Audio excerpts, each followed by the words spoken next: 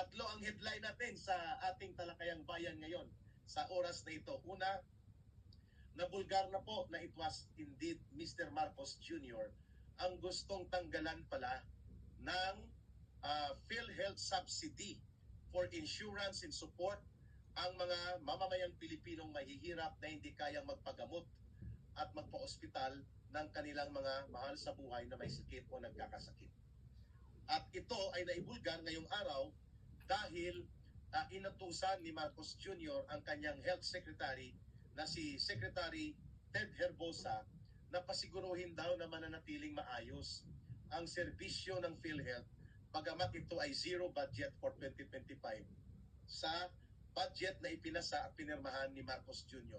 Kung hindi ba naman kulukoy at wala sa hustong pag-iisip talaga itong Marcos Jr., mantakin mo nag-submit sila ng NEP, National Expenditures Plan.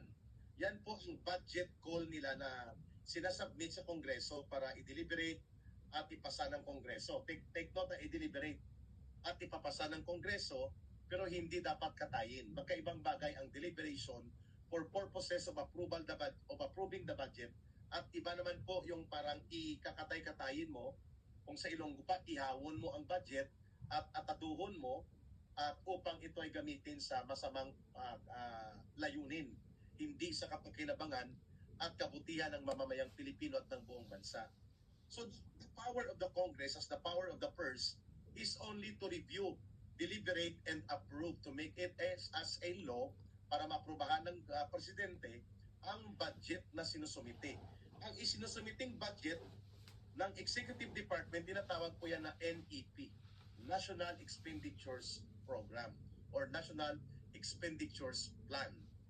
Nandun po nakapaloob na mayroong 72 point something billion pesos na subsidy for PhilHealth sapagkat mandatory po ito sa ilalim ng Universal Healthcare Law na nag-i-include ng services of PhilHealth ay magkakaroon ng pondo na manggagaling sa nakuliktang buwis ng As a professional, you want to get ahead.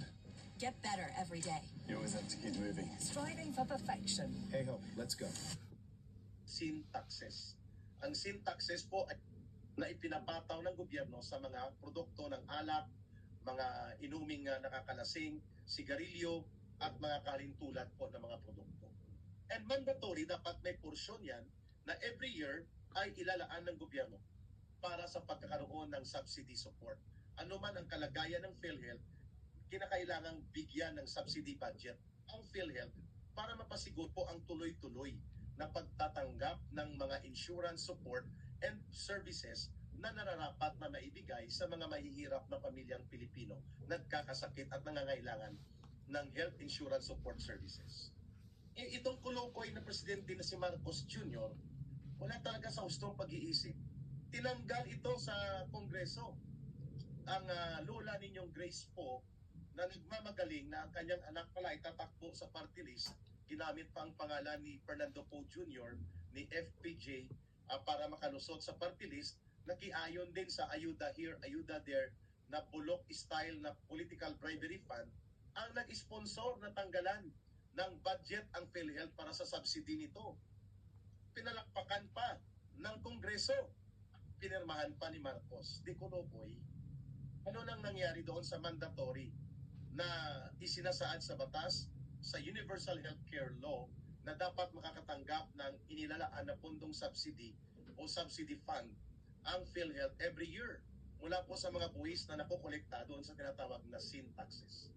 No? Okay, klaro tayo ha, mga kababayan. So, instead na i-veto ni Marcos yun, yung pakana nila Grace Poe, nila Chis Escudero, tandaan nyo po mga pangalan nitong mga may utang na pananagutan sa kanilang pagkatay ng health services budget natin, lalo na sa PhilHealth, no?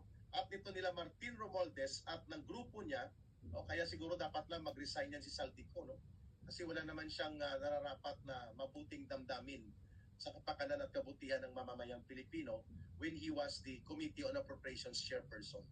So, marapat lang na lumaya siya sa kanyang kapangyarihan dyan sa komitiba na yan, pati si Martin Romualdez at ang mga inutil at mga mandarambong na mga politikong kaanib nila. Okay? So tinanggal ng House of Representatives, ng bicameral, ng Senado at ng House, ang version na yon na naglalakas ng almost 72 billion pesos na suportang budget para po sa pagpapasiguro na maserbisyuhan ng PhilHealth at madagdagan pa ang benepisyo at suporta para po magkaroon ng pagkaagapay o pagkakaroon ng tulong na hindi naman masobrang-sobrang malunod sa mga bayarin sa gamot, pagpapaospital ang mga mahihirap na pamilyang Pilipino. Kaya nga may PhilHealth subsidy for hospitalization and medicine, no? At mga sakit na na-identify. Ngayon, instead na ang gawin ni Mr. Marcos po, mga kababayan, ito ay kanyang ibalik ang subsidy na kinatay, tinanggal ng mga alipuris nila Martin Romualdez at Chisquila Escudero at nila Grace po, pinabayaan niya. So sino ang may pananagutan dito? Tapos magmamakaawa siya sa kanyang pag-utos kay Secretary of Health Ted Herbosa na pakiayos na hindi mapektuhan ang services ng PhilHealth. Bagamat yan ay nagkaroon ng zero budget mula sa naipasa na budget 2025. Di ko lukoy. Sino ang presidente ngayon? Si Martin Romualdez, hindi si Marcos. Sapagkat ang nagdidikta sa budget, watching from Singapore, My Life's Spices, and Marcelina Galliano, Ipanaw Sambayanan. So klaro the president, when it comes to budget and services, is not Marcos Jr. It's Martin Romualdez na nagdidikta, nagtatakda kung ano ang gagamitin na pundo at magkano at ano ang ilalaan at sino ang tatanggalan ng pundo. Di ba katawa-tawa? Nakakagalit yan. Kaya marapat lang na magalit at magkaroon ng peace rally nationwide na umabot sa 2 milyon ang nag-participate noong January 13 noong nakaraang Lunes, sapagkat yan po ay nararapat na tinatawag nating righteous indignation of the people against the bankruptcy of this government and the incompetent leadership na walang kaabog-abog sa kabutihan ng taong bayan. Ang kanilang mga ginagawa, puro kapalpakan at mga maruruming laro sa politika. Ikaw ang presidente, hindi mo kayang ibalik ang pondo na nararapat na isanaplit niya ninyo sa National Expenditures Plan o National Expenditures Program or NEP na ipinasa dapat yan ng Kongreso sapagkat yan ay pinag-aralan na ng Budget Committee na binuo ng presidente. Hindi nila nirespeto yan, mga kababayan. Tinanggalan ng budget, zero talaga ang PhilHealth at tuwang-tuwa pa ang Lola Grace Ponyo. So dapat kung may mga reseta kayo at may mga bayarin sa ospital na hindi makalabas ang mga mahal natin sa buhay sa pagpaparelease sa kanilang mga pasyente dahil walang substantial or nararapat na subsidy from PhilHealth, buligligin natin ang Lola Grace po ninyo. No? At siya ang pabayarin natin ng mga bayarin sa ospital. No? Na siya ang nagpatanggal ng PhilHealth budget na ito, na subsidy, na almost 72 billion. So klarong-klaro po ang pananagutang kriminal nila dito.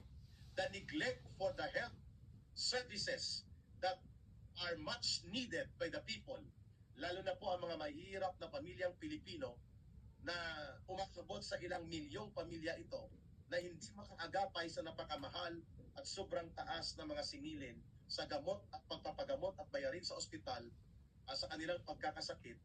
Ang pag-neglect at ang pagwawalang bahala dyan is a criminal negligence ang tawag dyan. Kaya nararapat yan na ikondina ng tao, ng mamamayan, at yan ay dapat i-call out kay Marcos Jr. And that was the purpose, indeed, kung bakit nagkaroon ng National Rally for Peace. Sapagkat hindi yan inuuna at tinatupag ng matino, maayos ng gobyerno ni Marcos ang ganyang mga napakahalaga at sobrang importante na mga issue patungkol sa mga problemang malulubha ng pagkakulang at pagkawala ng mga batayang serbisyo, panglipunan, pang-edukasyon, pangkabuhayan, pangkalusugan, kagaya ng nangyari sa PhilHealth. Nagsikin mo ipabalik dapat yon ang PhilHealth na naging zero budget. Ang sabi niya, hindi, babayaan na natin. Hayaan na lang natin na gamitin nila ang kanilang mga reserve fund. Gamitin ang reserve fund, kayo nga ang nangungulimbat ng mahigit 60 billion pesos mula sa reserve fund ng PhilHealth. Kinuha ninyo nila Ralph Recto, bagamat yan ay isang malinaw na kahalintulad ng technical malversation at mabuti nagpalabas pa ng temporary restraining order or injunction ang Supreme Court na hindi na nila makukuha pa ang 29 billion pesos na naiwan pa, kaya 60 billion pesos lang ang sinakmal nila Marcos at Ralph Recto na gagamitin nila sa ibang layunin, hindi po sa purposes of PhilHealth and the healthcare program na siyang minamando ng pondo na yan ng batas kung paano gamitin. Kaya technical malversation yon. Kaya nga nag-intervene ang Supreme Court, no? Shout out naman kay Eric from Hong Kong, Miles May. Okay? So klaro-klaro tayo na inutil talaga at wala sa hustong kaisipan itong si Marcos Jr. para payagan niya na i-zero budget ang PhilHealth. At tapos uutusan niya, mamanduan niya ang kanyang Health Secretary na si Secretary Ted Herbosa na subukan mong gawa ng paraan na maayos pa rin ang PhilHealth services natin bagamat zero budget, di kulukoy. Tarantado talaga. Sino si Martin Romualdez? Sino si Chis Escudero? Sino si Saldico? Sino si Grace Poe? Para silang magmando sa kung anong nararapat na budget sa mga panglipunang serbisyo na ang may tungkulin na dapat gawin at ipasa ang mga pundo na yan at upang ipatupad ang mga karapatan at pangangailangan ng mamamayan na tugunan ng gobyerno ay ang Pangulo ng Bansa. Wala yan sa katungkulan o responsibilidad ni Chis Escudero, ni Grace Poe, ni Martin Romualdez, ni Saldico, at ni Stila Kimbo, at kung sino pa mga alipores na nagmamayabang at mga hambog na politiko sa Kongreso ang pagpapasiguro na ang serbisyong panglipunan, pangkalusugan, pangedukasyon, pangsiguridad, at pangkabuhayan ng mamamayan ay may patupad. Tungkulin yan una sa lahat ng Pangulo ng Bansa. Kung matino ang kanyang pag-iisip at mayroon siyang totoo at sinsirong damdamin na he cares or she cares kung babae ang Pangulo for the interest and welfare of the Filipino people. So ang presidente talaga, dating sa pag-exercise sa pondo ng kaban ng bayan, tama ang binabanggit ni Vice President Sara Duterte na ang buong pondo ng bansang Pilipinas, ang kayamanan ng buong bansa ang nagkokontrol, hindi si Marcos, si Martin Romualdez, si Saldico. Sila po talaga ang nagiging Diyos-Diyosan at hari-harian pagdating po sa ganyang pananamantala sa kaban ng bayan at pinapabayaan ni Marcos Jr. Kaya nga hindi dapat siya tawagin na presidente. Siya ay flower-based president. No? Palamuti sa panahon na mag-speech siya, yun lang ang purpose niya. Sa panahon na may pipirmahan siya para may mandato at may authority, dahil siya ang naiproklama na presidente, gagamitin siya. Pero sa pagpapatakbo ng gobyerno, hindi siya talaga nagpapatakbo. Either ang asawa niya pagdating sa Malacanang at ang kanyang pinsan na naghahari-arian. Mantikin mo ikaw ang presidente, magmamakaawa ka sa kanila, sa Kongreso, sa napakahalaga at pinakakailangan na pundo na para sa kapakanan ng mamamayang Pilipino. Maninikluhod ka pa at hindi ka nga nanikluhod, no? Nakakahiya. Pinabayaan mo. Nag-aasain nila, sorry for the word, ang budget ng mamamayang Pilipino at ang unang kinatay nila ay ang health sector budget, lalo na sa PhilHealth. No? Talagang pangtarantado itong ginagawa nila.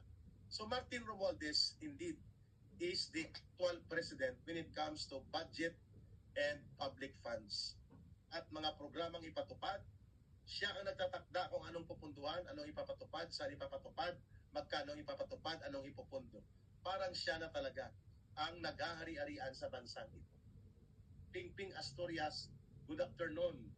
Kalma, baby. Kalma, sabi niya. Toto ka Eric, grabe ang pangbalawura nila sa pera ng bayan. Tama po, Daftin. You are correct. Pa-shout out naman from Malungon, Sarangani. Sabi ni Mera Kabanda Lincoln. Klaro Christopher Casaol. Si Grace po walang malasakit sa mga seniors at mga kababayan nating may sakit at umaasa sa PhilHealth. Dahil Amerikana ang puso at utak niyan pati papel niya. May punto ka, Christopher Casaol. So, mga kababayan, ito po ang malinaw na pananagutang kriminal. Criminal accountability nila ni Bongbong Marcos ng Kongreso at ng Senado ang ginawa nilang pagtanggal at paggawa ng zero budget para sa PhilHealth. Kailangan bawiin ito At dapat ideklara ito ng Supreme Court na unconstitutional po ito. Ang Budget 2025. Dahil maraming nilabag ng mga probisyon ng batas at probisyon ng konstitusyon. Halimbawa, para mapansutan nila Marcos na ang budget for education ay hindi naman daw talaga napabayaan at priority pa rin daw ito according to the mandate of the Constitution sa 1987 Constitution, ay kanilang idinagdag ang budget yan. Ibinilang nila ang budget ng Philippine Military Academy, which is under dapat yan sa budget ng National Defense Department. Ang budget ng Philippine National Police, which is under dapat sa DILG. Ang budget ng Philippine Public Safety College, dapat under din yan sa DILG. So marami po silang ginawa na mga pangmamahika o magic nila para lumabas na kunwari malaki pa rin ang pondo na inilaan ng budget for 2025 sa sektor ng edukasyon. Well, in fact, hindi po totoo. Sapagkat kanila pong inikutan ang batas at niloko ang taong bayan dahil ang budget ng Philippine Military Academy, ang budget nito ay sa Defense Department yan. Hindi yan sa sektor ng edukasyon. Bagamat yan ay training institution. Ang budget ng Philippine National Police Academy ay sa budget yan ng PNP at ng DILG supervision yan. Hindi yan sa budget ng sektor ng edukasyon. So as other training institutions of security-related sectors. So mga kababayan, mga kasambayanan, ito ang pangalawang pagkakataon na nakita natin na ang budget talaga sa sunod-sunod na mga pagkakataon walang nagagawa o walang pakialam si Marcos. Pipirma na lang siya kung ano ang ginawa ng mga pangangatay, diskarte ng Kongreso, lalo na ni Martin Romualdez, na sinasangayunan ng rubber stamp ng mga senador na wala ring boses dahil kasabwat na sila ngayon sa pangtatarantado nila sa budget ng mamamayang Pilipino. Kaya nagkaroon ng National Rally for Peace. Yan ang dahilan ng righteous indignation. Okay? Number 2, mga kababayan, mga kapatid na nanonood at nakikinig ngayon kay Eric. Ang National Commission for the Indigenous People, ito po ay binuo na isang sangay ng gobyerno na ahensya na nangangalaga at nagpoprotekta para ipatupad po ang mga karapatan at kabutihan ng mga pamayanang tribo at katutubo sa Pilipinas na ini-estimate umaabot po ang population nila, ang bilang nila sa mga higit 20 milyon na mga katutubo sa buong Pilipinas, Luzon, Visayas, at Mindanao. Ngayon po, dahil sa kahirapan, kakulangan ng matagal na serbisyo na hindi na ibibigay ng gobyerno at sa malalayong lugar po ang mga pamayanan ng mga tutubong pamayanang tribo, kadalasan po huling-huli sila pagdating sa mga serbisyong panglipunan na dapat maibigay ng gobyerno sa kanila.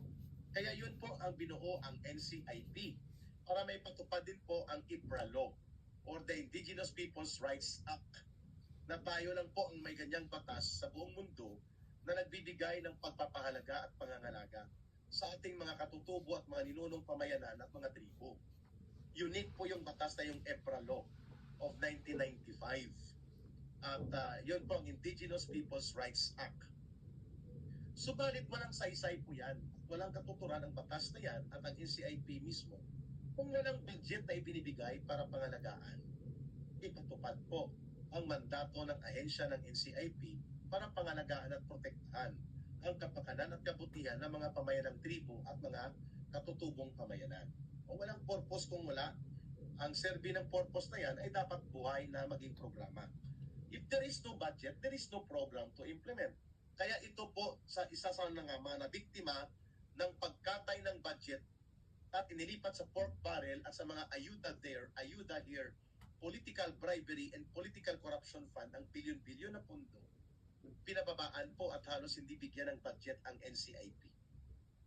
Sa kadahilan ng ganyan, libo-libo po o ilang daan yung mga kabataang katutubo ng mga tribo na naglalayong makaangat sa kanilang buhay at makatulong sa kanilang mga pamilya at kanilang pamayanang tribong katutubo na makapag-aral sa kolehiyo at mabigyan ng subsidy support sa mga boarding houses nila, sa pagkain, sapagkat malalayo ng lugar nila para makumpleto nila ang kanilang edukasyon hanggang kolehiyo. Ngayon po pinatigil ng NCI sa ulat na nakikita natin online dahil wala na pong sapat na pondo para sa scholarship support ng mga kabataang mahihirap na mga katutubong pamayanan at tribo. O, yan ay patotoo na talagang mayroong nagaganap na criminal negligence. Pagpapabaya na kahalintulan sa isang aktong kriminal, itong ginagawa ng Marcos Jr. government at ng mga alipores niya na kasabwat ng pinsan niya at ng Senado at Kongreso. Matakin mo, kawawa na nga ang mga tribong ito na nakakaranas ng pangaraw-araw na problema sa diskriminasyon, kakulangan ng oportunidad sa kabuhayan at ekonomiya, at winawasak pa ng komunistang teroristang CPP, NPA, NDF ang kanilang mga komunidad at pamayanan na ginagamit na guerrilla zone at guerrilla base upang magkaroon ng terorismo at magasik ng mga mararahas na mga activities. Ay ngayon po wala pa rin silang puwang, hindi lamang sa PhilHealth support, kundi pati sa education support. Di ba? Yan ay isang malinaw na criminal act of negligence, pagpapabaya na sinadyang gawin ng gobyernong ito. Di ba Alberto Mabini and Adriana Dacula and Emily Sidano and Mera Cabandan Lincoln? Criminal na kapabayaan, criminal negligence. Cordapia, so ano po ang proper response ngayon sa people power daw? Nila versus BP Sara. Hayaan natin sila. Cordapia, 3 tricycle lang naman at 2 multicab at 2 padyak ang bilang ng mga sasama kay Trillanes at kay Dilima doon. Ayan. Huwag ka magpa-apekto, Cordapia. Hayaan natin sila. Let's build our organization. Let's build our strength as we accumulate lessons and inspiration sa naganap na 2 milyong Pilipinong kumilos sa pinangunahan at pinanawagan na Rally for Peace and Righteous Indignation Display of the People noong January 13 na pinangunahan ng Iglesia ni Cristo. Entos, Ka Eric, bakit po nawala yung program yung Pilipinas nating mahal? May mga editorial adjustments lang po, Entos.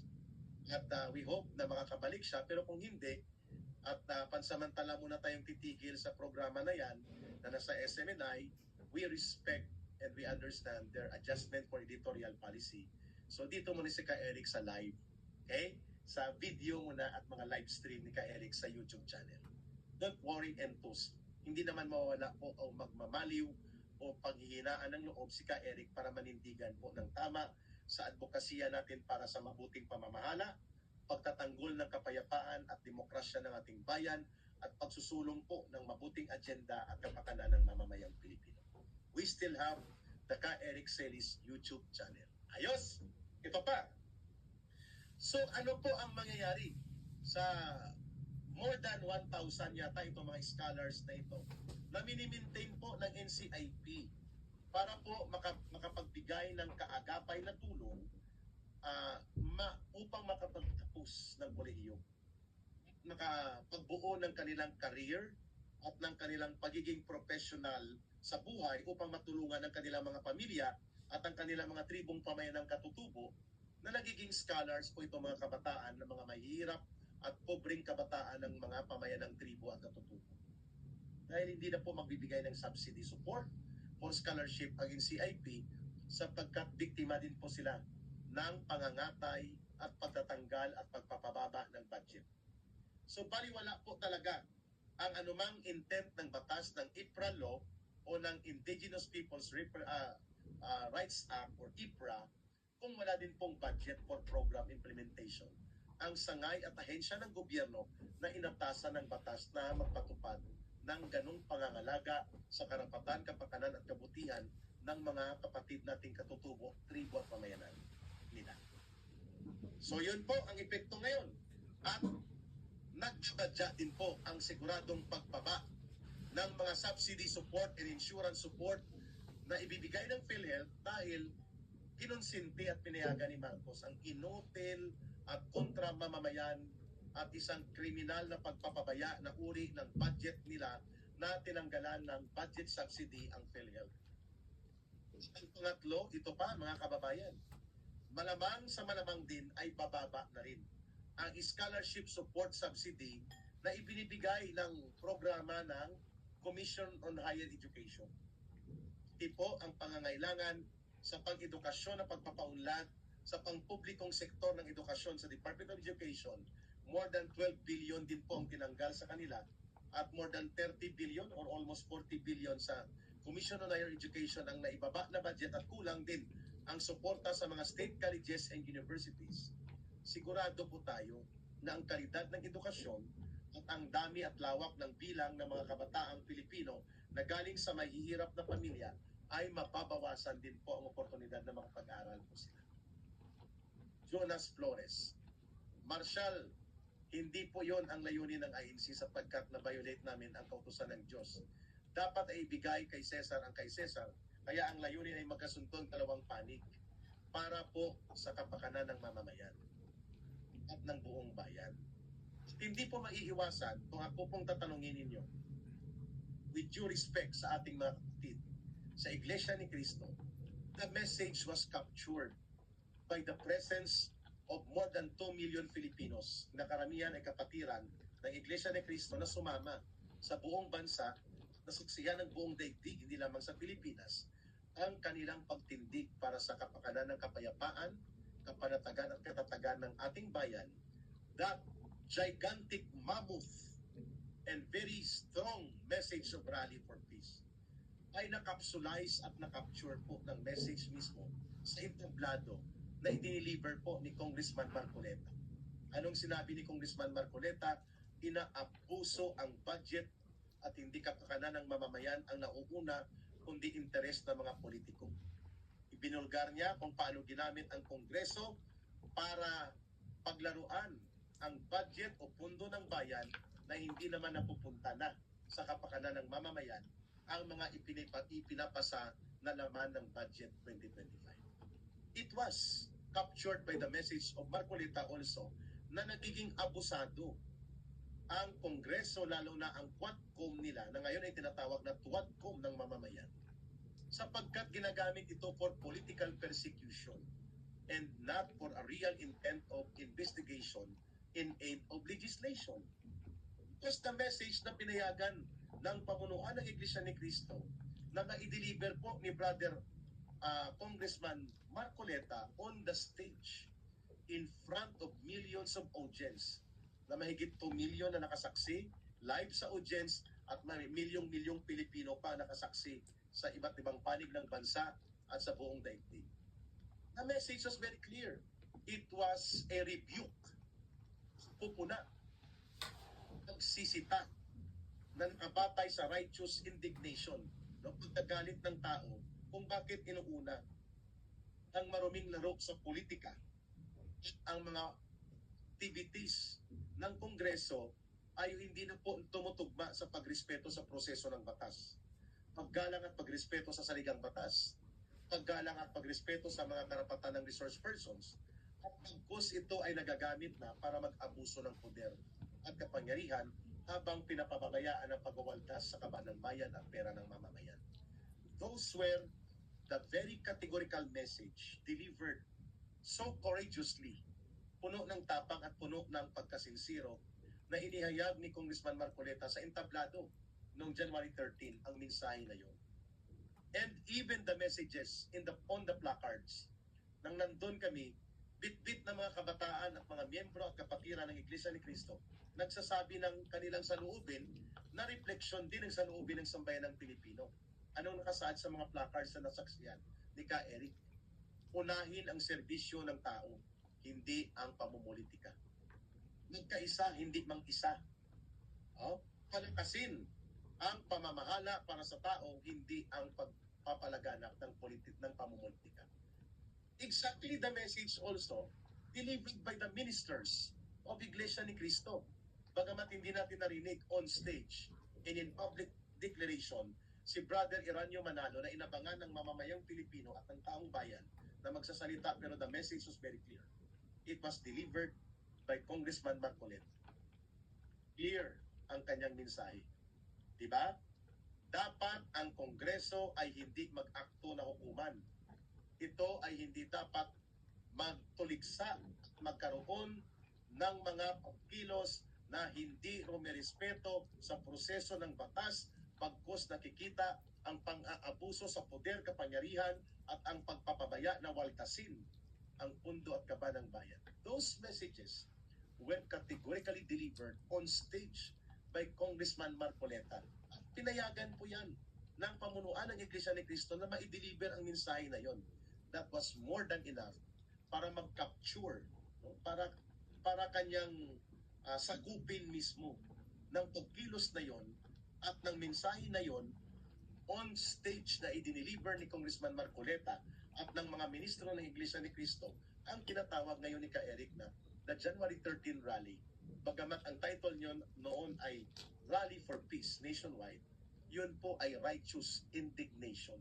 Makatarungang pagkagalit ng mga mamamayan na nabigyan po ng daan na ma-express through the leadership and initiative of Iglesia ni Cristo na sinamahan po ng ibang sekto ng mga reliyon din na nagsumama.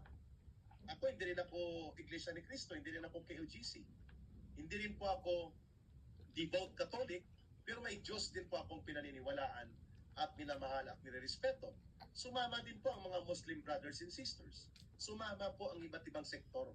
Bagamat ang tema na nailalahat ay Rally for Peace ng buong sambayan ng Pilipino, pero hindi po maitatanggi that there is an undercurrent and well-accepted message of indignation sa nagaganap sa ating bansa. Yan ay bumabalik sa pamumuno ng nakaupong Pangulo ng bansa. Bagamat hindi ganon ang direktang pagkakalahad ng rally, accepted po ng mamamayang Pilipino na yun ang tinatawag na undercurrent message. Yun po ang totoong mensahe. Kasi kung hindi po yun ang gustong ipaabot o mayus-ayos dapat ng gobyerno, itigil ang maruming laro sa politika, including itong mga hindi naaayon sa demokrasya at nakasaad sa pagpapatatag ng ating mga institusyon na pinaglalaroan ang impeachment complaints ng mga komunistang terorista at mga kasabwat at mga kabarkada ni Martin Romualdez ngayon. Hindi dapat doon na lang sa loob ng Philippine Arena at sa mga simbahan nila nagtipon-tipon ng Iglesia ni Cristo. Hindi na lumabas sa kalye. Nagpakita ng sariling lakas at paninindigan na nagbigay daan upang sumama din ang libu-libong mamamayang Pilipino na umabot sa 2 milyon nationwide ang pagkilos noong nakaraang January 13. Di po ba tama? Hindi po tradisyonal na magrarally ang Iglesia ni Cristo basta-basta. Hindi po nila gawain na nagrarally sila on the streets sapagkat iniiwasan po nila na sila ay mapulit sa mga pangpolitikang bagay o mga pangpolitikang gawain sapagkat hindi po yun ang kanilang ministry according sa kanilang pagpapahayag. Subalit hindi nila maiiwasan mga kababayan na magsalita at magpakita ng paninindigan sa nagaganap na posibleng pagsambulat ng lubusang kaguluhan sa ating bansa dahil sa maruming laro sa politika at napapabayaan ng gobyerno at administrasyon, none other than the Marcos ang tinutumbok natin dito. No? Bagamat hindi yun explicitly na sinabi. Pero yun na rin po yun. The fact na malinaw ang mga naging pahayag, pagpupuna at paglalahad ng sentimiento at katotohanan sa loobin na pinangunahan ni Congressman Marcoleta on stage, na-capture po nila ang totoong damdamin ng mamamayan na hindi talaga inuuna at pinaglilingkuran ng kasalukuyang gobyerno ang matapat at matuwid na interes para sa kabutihan at kapakanan ng mamamayang Pilipino. Klaro tayo ha? So that was ang termino niyan sa psychology, subliminal message. Undercurrent message na kabaon pero halata at tanggap ng tao na ang pagkilos ng January 13 is a righteous indignation from the people. Makatarungang pagkagalit sa kapabayaan at mga hindi tamang nagaganap sa kapangyarihan at otoridad ng gobyerno, and none other than Marcos po ang may pananagutan kasi siya ang Pangulo ng bansa. Bakit inayaan ito ay maganap? The leader must be accountable to the people. Hindi po magkakaroon ng mga rally kung matino at maayos ang pinaggagawa ng daman ng taong bayan na may gobyerno silang nasa sandigan. An hour before po ako makarating sa ko ng isang taxi driver. Galing po sa north ako kung saan ako papunta. Sabi ko, Manong, yung makagamit ako ng LRT dahil alam ko matatraffic tayo. Sabi niya, oo nga sir Grabe na ang tao ngayon sa Quirino Grandstand at sa Luneta. Halos punong-puno na po, pati sa Calao, sa UN Avenue, at wala po tayong mapuntahan na lugar na hindi tayo traffic. So ang sabi ko sa kanya, sige Manong, go tayo. Sabi ko, bakit? Interesado ka rin ba sa rally? O sa peace rally? Ang sagot niya, yes sir. Bagamat ako po ay hindi Iglesia ni Cristo, ako po ay nananampalataya sa kanilang ginagawa na pagtitipon sa ating bayan upang mabigyan ng puwang ang sentimiento po ng ating mga kababayan. So nawawala po yung aking internet. I hope nandyan pa po kayo mga kababayan. At mukhang nasasapotahin na ang internet ni Ka Eric, no? At ngayon po ay try ko po magbalik. Nandyan pa po ba ako? Jose Aves, no? Naputol po yung live broadcast ni Ka Eric, no? Hindi ko alam kung anong nangyari sa internet natin. Okay? Am I still connected sa inyo? Hindi pa ako makatayo malayo yung internet check ko. Mga kababayan, nandyan pa ba si Ka Eric?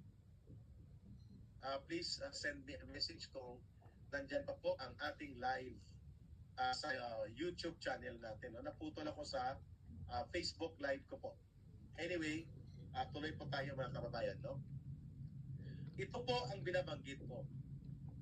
Ang pangatlong issue natin, si Marcos din po ang pumayag na tanggalin ang 15 billion pesos na subsidy and support para mag-modernize ang armed forces of the Philippines. Hindi po niya ibinalik ang budget na ito. So sino ngayon ang mas makapangyarihan? Ang nag-aakto bilang Commander-in-Chief, ang nag-aakto bilang pinuno sa sandatahang lakas, ang nag-i-inform at tumatawag sa Chief of Staff kay General Bronner ng kung ano-anong mga discarding mga pahayag. Hindi si Marcos, kung hindi si Martin Romualdez. Yes po, si Spia, nandyan pa pala ako. Loud and clear pa sir, nawala lang po ako sa Facebook Live. Thank you ha. Kanina din po naputol ang mga messages ninyo. Okay po, maraming salamat Tessie Labo and Kasipli Saldi and Ramon Barcelo. Thank you ha. Nag-react kayo at nagbigay ng feedback. Mudrang OFW connected ka na po. Yes, Dalal Martinez. Okay pong live ninyo. So si Marcos po, ang Commander-in-Chief in his capacity as the elected President of the Republic of the Philippines. Pero ang nag-aakto bilang Commander-in-Chief ng Armed Forces of the Philippines, ang tumatawag kay General Bronner na nakasalukuyang Chief of Staff, hindi si Marcos. Si Martin Romualdez ang kapal ng mukha, mga kababayan. Nakita niyo yung video na kumakalat? Sabi niya, hello, Jen. Jen is General. Hello, Jen. No? Hello, Jen. Yes, ibinabalita ko sa iyo na pag ako nagsalita, si Speaker ito, approve na ang inyong subsistence allowance. Magiging 350 pesos na per day at magiging 10,500 total sa isang buwan. Ako pa, sabi niya, pag nagsalita ako, matutuloy yan. Hindi si Marcos ang tumatawag. Pero, yon ay pangtatarantado at panlulong. Sapagkat tinanggal naman nila ang 15 billion pesos na pinakamahalagang budget para mag-modernize tuloy-tuloy ang armed forces of the Philippines in terms of our war and defense capability na at pangsiguridad na function ng armed forces of the Philippines. Walang piyok, walang boses. Thank you, Ma'am Emilita. Walang boses si Marcos. Pinabayaan niyang tanggalin ng grupo nila Martin Romualdez at nila Chis Escudero ang 15 billion pesos na modernization program ng AFP. So sino ang Pangulo ng Bansa? Hindi si Marcos. Si Martin Romualdez when it comes to budget power and when it comes to utilization and programs of public funds. No? Sino ang Commander-in-Chief na nagmamando at nagpapakitang gilas sa Chief of Staff ng Armed Forces of the Philippines at sa mga pamunuan ng Armed Forces of the Philippines? Hindi si Marcos, si Martin Romualdez. Kulang na lang po na umupo si Martin Romualdez sa Malacanang at si Marcos ay maging bodyguard na lang niya o tagakamot ng likod niya. No? Yun na lang ang kulang. At ang magpapatakbo ay si Martin at si Lisa Araneta.